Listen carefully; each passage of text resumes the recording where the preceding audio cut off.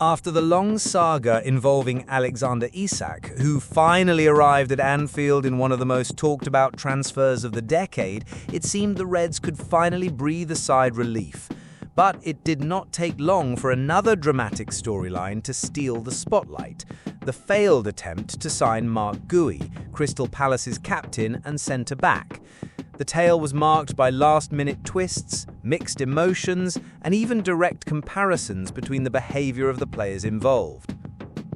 Liverpool, believing they had the perfect solution to strengthen their defence, prepared all the details of Guehi's transfer for around £35 million.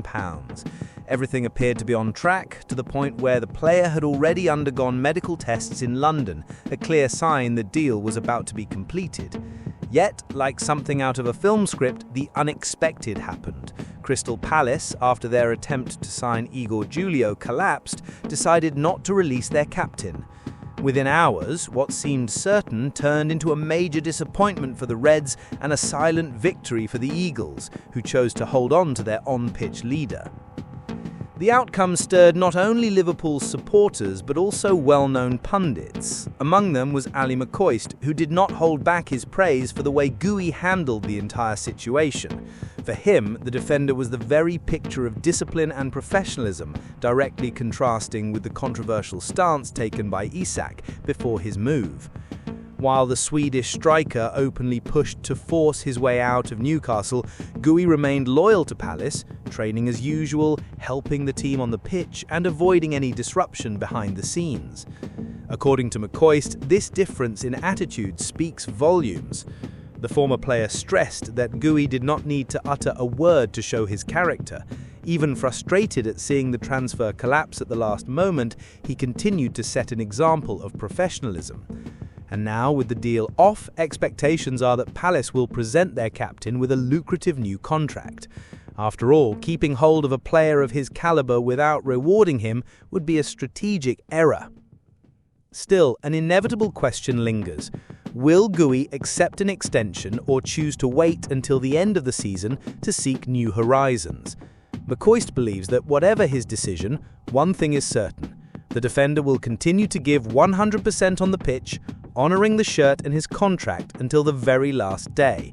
It is precisely this sense of commitment that sets him apart and has made him one of the most respected figures in English football today.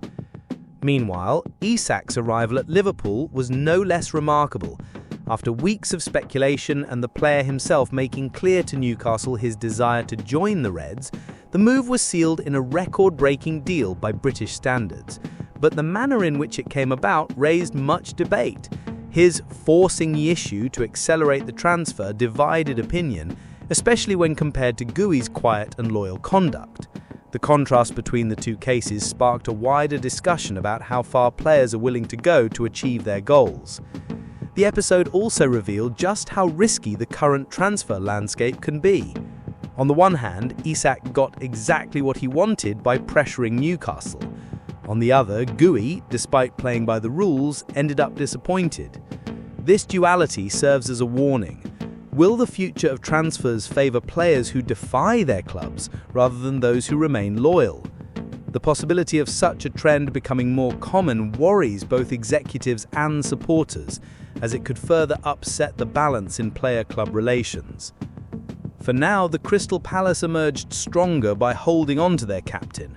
They not only retained a top-class defender, but also preserved leadership within the dressing room. Guehi was instrumental in winning the Community Shield and in the team's qualification for the Conference League, proving his impact extends well beyond the pitch. Eagles boss Oliver Glasner played a key role in the decision, opting to sacrifice short-term financial gain in favour of squad stability. On the red side of Merseyside, however, the mood is bittersweet. Arne Slot, who arrived with the mission of continuing Liverpool's winning legacy, now must deal with the frustrations of the market. Although he secured the signing of Isak, a heavyweight addition capable of lighting up any attack, the loss of Guehi means the defence still requires fine-tuning. And in a season as intense as this one, every detail could prove decisive. There is also a psychological factor that cannot be ignored. Liverpool supporters, always passionate and demanding, had already begun to dream of seeing Guehi in Anfield red. The collapse of that dream, especially after the medical tests had already been completed, left a bitter taste of a near miss. At a club of Liverpool's stature and pressure, dealing with such frustrations can be as challenging as organising the team on the pitch. The Guehi-Isak saga, therefore, goes far beyond two transfers. It symbolises the clash between two approaches to a career: the discipline of those who respect their club until the end, and the boldness of those who challenge the rules to achieve their aims. There is no definitive answer as to which path is right or wrong, but set side by side, the two examples offer a fascinating picture of the modern dynamics of football. Meanwhile, Arne Slot continues his mission at Anfield. With Isak already integrated into the squad and Guehi out of the equation, the manager must find the balance between shoring up the defence and making the most of the attacking talent now at his disposal. If the failed Palace deal was a setback, it could also serve as fuel for Liverpool to show even greater strength on the pitch. In the end, the season promises to be a real test of nerves, and the fans can hardly wait to see how this saga will shape the next chapters of the Reds' story. The summer of 2025 has been a true spectacle for Liverpool, both on and off the pitch. After all the saga involving Mark Guehi and Alexander Isak, it feels as though each chapter of this story leaves supporters even more hooked, as if they were following one of those series you simply cannot stop watching. The frustration of losing out on Guehi still lingers.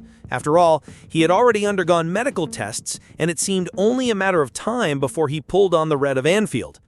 Yet even with that setback, the overall outcome of the transfer window was so impressive that even seasoned analysts, such as Darren Bent, were left astonished at what the club managed to build under Arne Slot's command.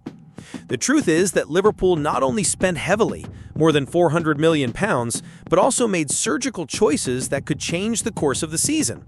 Names like Alexander Isak, now the new center forward of the fans' dreams, and Florian Wirtz, the young German star ready to set the midfield alight, arrived to transform the team into an even more lethal machine. Darren Bent was crystal clear. In his eyes, Liverpool enjoyed one of the best transfer windows of all time, a genuine 10 out of 10 that will be hard to forget.